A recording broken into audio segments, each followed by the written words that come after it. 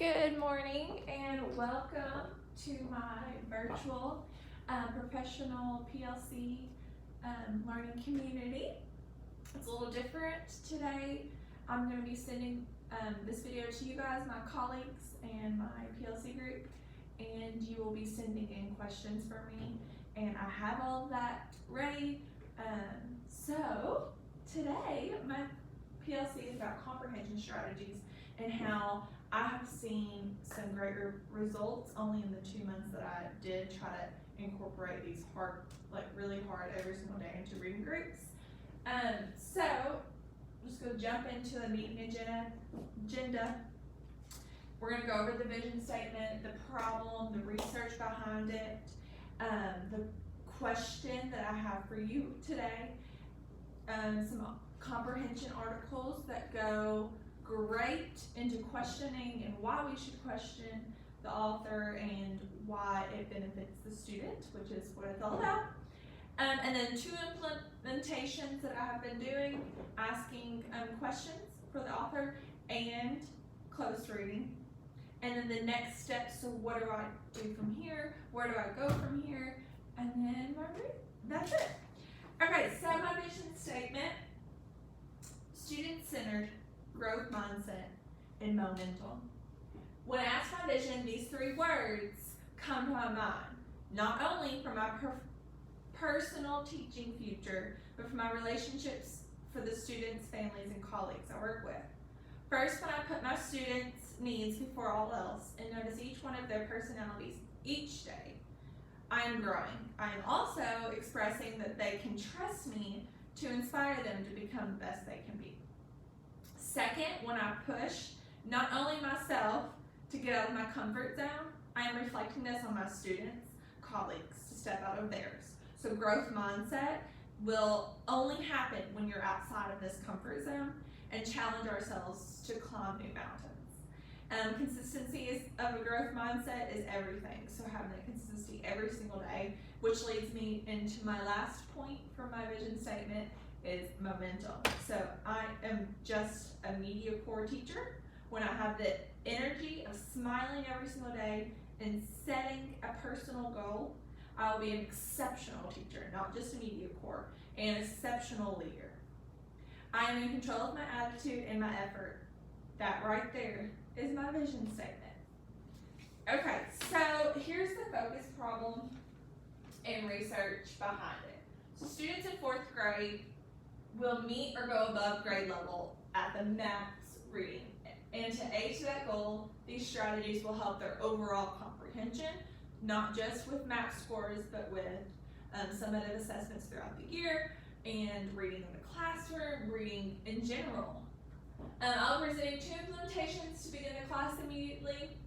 And the last 2 months we were in school, so after the winter maths test, I try to implement these every single day in reading groups, and I'll tell you how.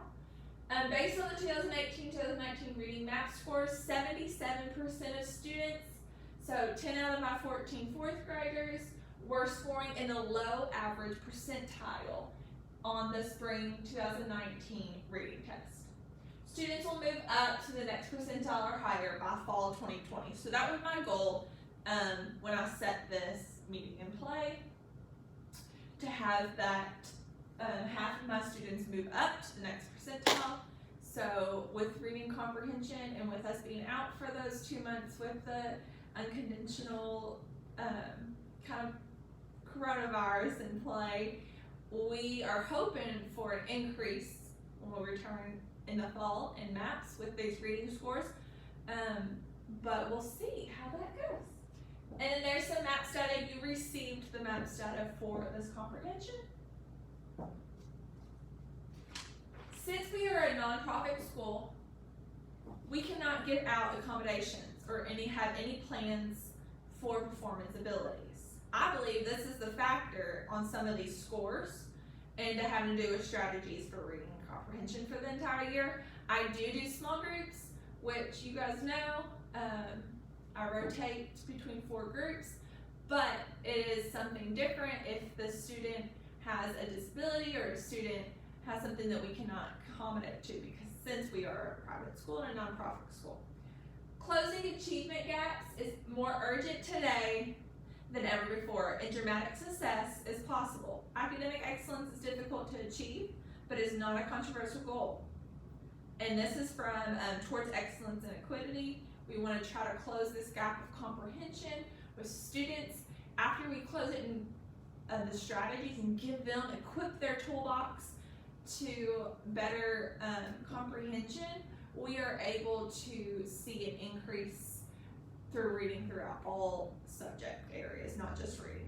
I believe that our students can close their achievement gap with this plan towards their goals and success in 4th grade.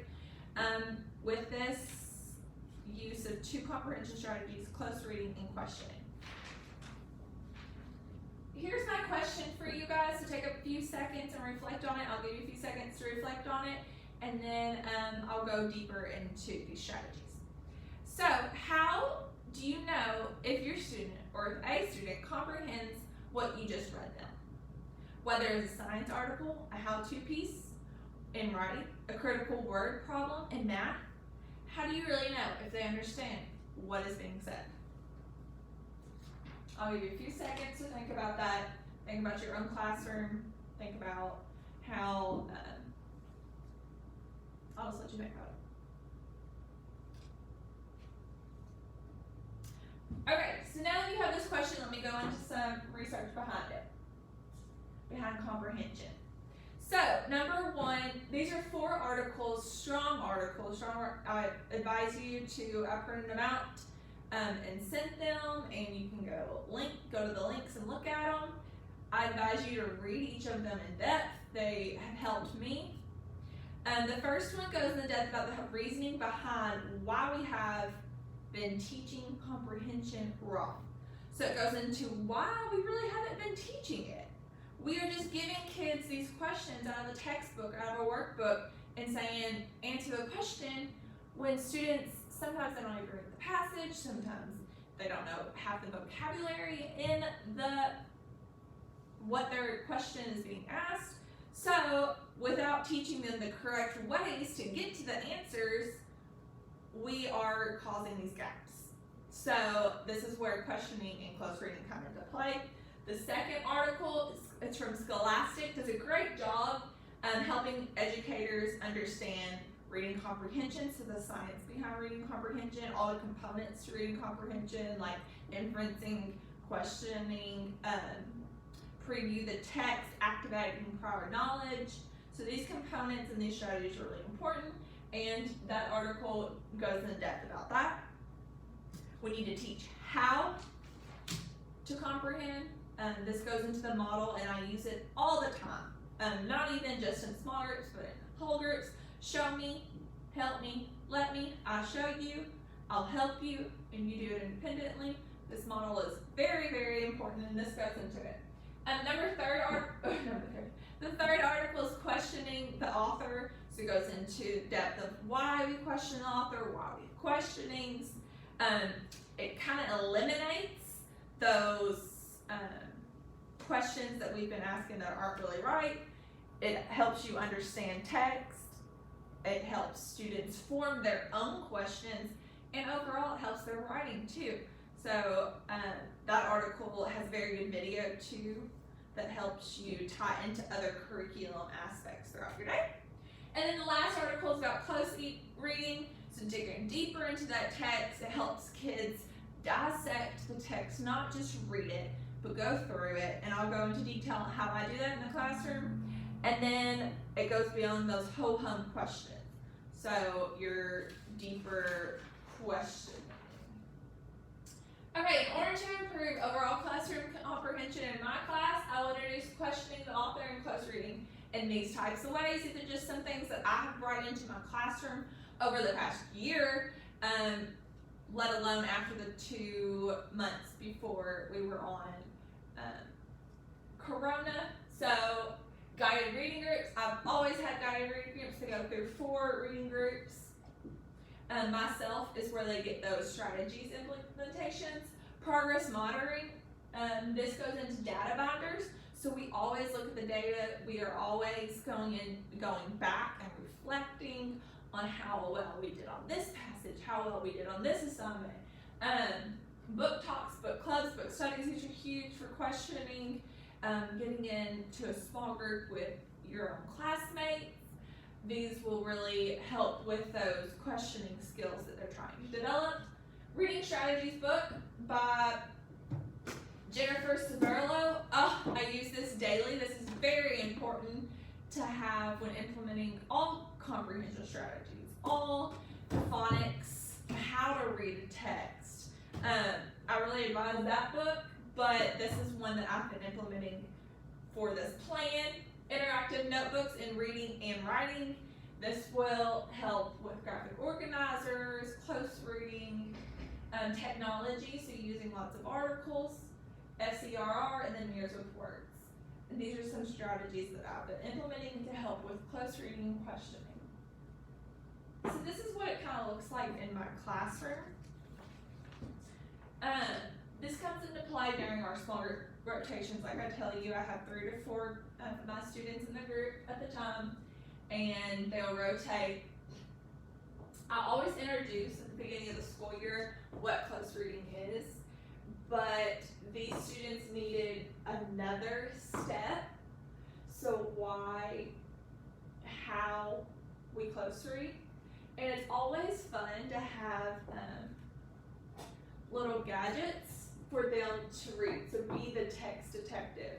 Use things like manipulatives and reading like little eyeballs. Students love it and get into the text more when they have something tactile to practice with. So close reading is all about reading it multiple times. And it's not a long passage, it's always something short. We use Scholastic a lot, we utilize their short passages, excerpts from books. So the first read, you understand the main idea. So, for example, I always tell my kids the first time we read it, what's it all about? So this example we did, and it was all about outlines. So second read is where we question. So I'll go into questioning in the next slide and how I implement that. But the second read is when we try to get those questions from the author. And then the third read, we make connections, whether that's text to world, text to self, text to other people, okay? And then we use post-it notes all the time when we're close reading. This is another strategy that I've been implementing in this school year, trying to raise those comprehension scores. So this is important. I have a question about that. This gets the reader themselves to start questioning, not just trying to figure out what the authors wanted to tell you. And then the next slide is all about how I implement questions and questioning into my classroom. I do this all the time. We always wake up our brains with some sort of interrogation, questioning, what will happen. So digging deeper into the questions, we always wake up our brains when we come and read it the first time. Going back to close reading, this go deeper anchor chart is always hung up in my classroom, and I think it really helps the students when they're reading individually to look up and form their own questions. And then always, this is something I've actually only done the first month when I was implementing this. They give facts from what they're reading, they ask the questions about the facts, and then they have responses. So that is another way of going in and putting it step by step on how to question. And then lastly, next steps. So where do I go from here? I'll carefully plan and implement these different strategies into my reading groups. I will check with my 4th grade class in the fall and see where they are when they have their new max results or data, and see how these strategies, did they work? I know we had that 2 months, but we'll see. PD, professional development, is very strong for me. I will attend comprehension strategy, guided reading group trainings, and this will help me dig deeper all summer, read textbooks, read different sorts of PD books. Let's see, I will travel to different Catholic schools. Since I said we're a nonprofit school, we only have 1 teacher per grade, so this makes it harder to kind of plan these different strategies with each other, but I could reach out to other different schools in my district and learn how they construct these instructions and how they're digging deeper into comprehension strategies. And then a seminar, how to teach comprehensive readers in the fall. So I'd really like to go to that. Since we're doing this virtually, I had some people send in some questions over my PowerPoint. So I'll answer a few of those. Can this be implemented in all grade levels? Yes. You can implement comprehension strategies. You need to implement comprehension strategies for all grade levels. Starting with the youngest kids, get out those bug eyes and read the passage, even if it's a sentence, read it 2 or 3 times. Dissect it for phonics skills, dissect it for phonemic awareness and rhyming words. Or when you're in 8th grade, that's really where you should be dissecting a text for all of the strategies you need for test taking. So that's very important. Thank you for that question. Can it be implemented in all subjects? And that's yes, another yes. We did a unit before we left for the corona and the pandemic about American Revolution, and I had the kids close read all the time and question different articles inside their books. So this is something that not only you can do in social studies, you can tie into science. When you're reading a math problem, yes, close read that math word problem, read it 2 or 3 times, and I believe that my students have benefited from it. How will we know? Here's another question I got. How will we know if students are learning? I always do formative assessments, so small groups are really good for seeing if your student has it or your student needs more intervention on that. So that is the end of my PLC. I've just got some references. If you have any more questions on the meeting, let me know, and I will get back to you on my next steps and where we are in the fall. Thank you.